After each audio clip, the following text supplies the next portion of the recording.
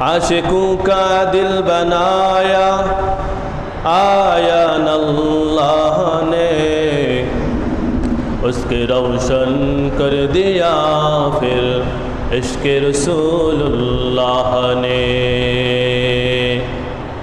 बलगल उला बिकमालिही कशफत दुजा बिजमालिही हसनत जमीउ खिसालिही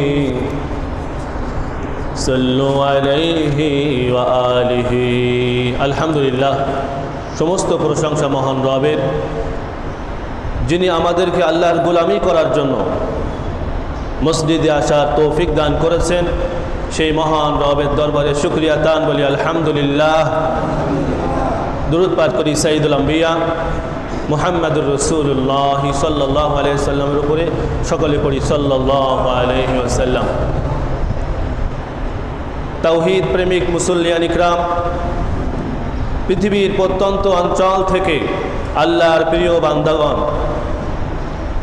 বাইতুল্লাহ এবং রসুলের রওজা কেন্দ্রিক একত্রিত হচ্ছে এবং তাদের সমস্ত দম্ভ, অহংকার, আত্মমর্যাদার চাদর খুলে ফেলে দিয়ে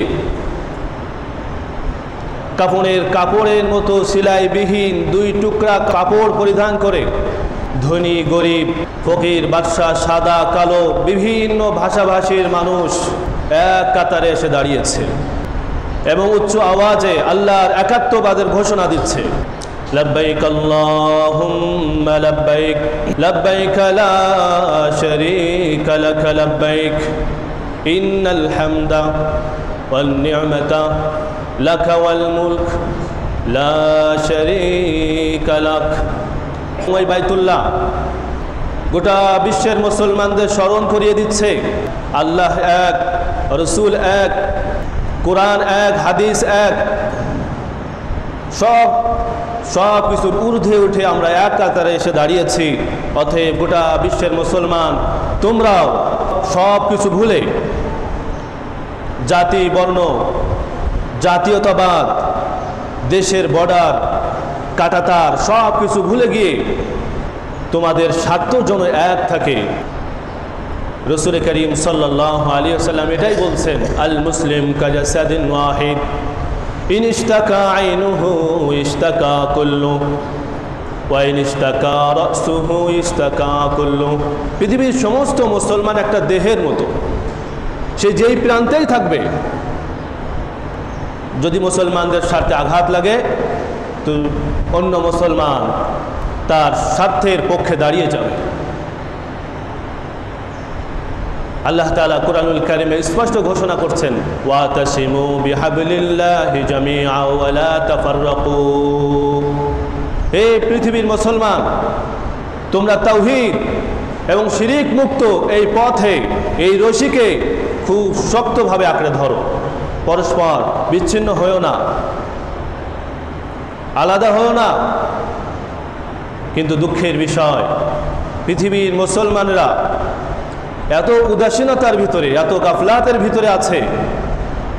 পৃথিবীর কাফের মুরতাদরা মুসলমানদের ঐক্য, তাদের বন্ধন, মুসলিম রাজ্যগুলোকে তাদের হিংস্র থাবায় ভেঙে টুকরো টুকরো করে দিয়েছে এবং সবচেয়ে বড় ক্ষতি করেছে যেটা, মুসলমানদের মস্তিষ্কে এমন বিষাক্ত ভ্যাকসিন পুশ করেছে, তাদেরকে বুঝিয়েছে কোরআন হাদিসের প্রয়োজন নেই। কোরআন হাদিস থাকবে মসজিদে, কোরআন হাদিস থাকবে কবরস্থানে, কোরআন হাদিস কেন রাস্তাঘাটে থাকবে, কোরআন হাদিস কেন এখানে থাকবে? আশ্চর্যের ব্যাপার, কোরআন তো থাকবে, কোরআন তো অন্য অন্য ধর্মের মতো প্রতিবন্ধী না, কোরআন তো সব জায়গায় থাকবে।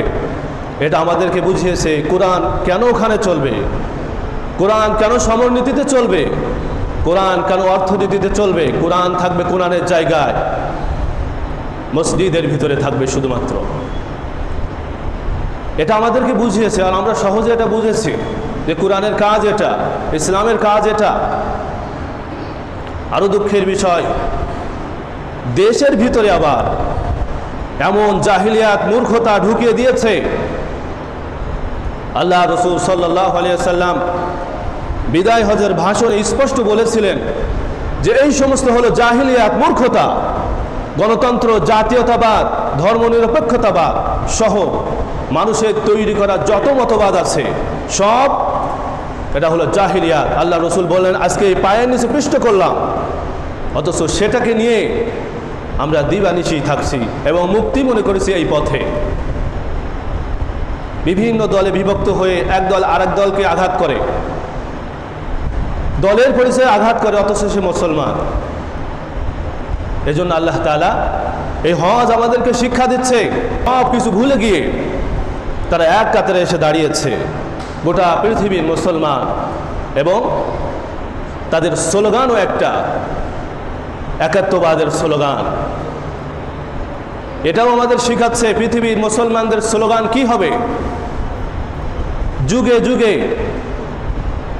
ইতিহাস সাক্ষী কাফের, মুরতাদ, বেঈমান আর মুনাফিকের স্লোগান আর মুমিন মুসলমানদের স্লোগানের ভিতরে সবসময় ভিন্নতা ছিল। কাফের, বেঈমান, মুনাফিকরা সবসময় আল্লাহর কুফরি করেছে, কখনো বস্তুর নামে, কখনো মূর্তির নামে, কখনো ব্যক্তির নামে স্লোগান দিয়েছে। আর মুমিন মুসলমান সেই শুরু থেকেই শুধু আল্লাহু আকবারের স্লোগান দিয়েছে। একজন মুসলমান জন্মগ্রহণের পরেই ডান কানে বাম কানে আল্লাহু আকবারের স্লোগান দিয়ে তাকে ধন্য করা হয়, এবং তার জীবনে কত লক্ষ কোটি বার এই স্লোগান শুনেছে, এবং শেষ বিদায় তাকে আল্লাহু আকবারের এই স্লোগান দিয়েই তাকে কবরস্থ করা হয়। এই জন্য মুসলমান এবং মুমিনের যে স্লোগান এর ভিতরেও পার্থক্য আছে। কোনো কাফের স্লোগানের সাথে কোনো মুমিন মুসলমানের স্লোগান কখনোই মিলতে পারে না।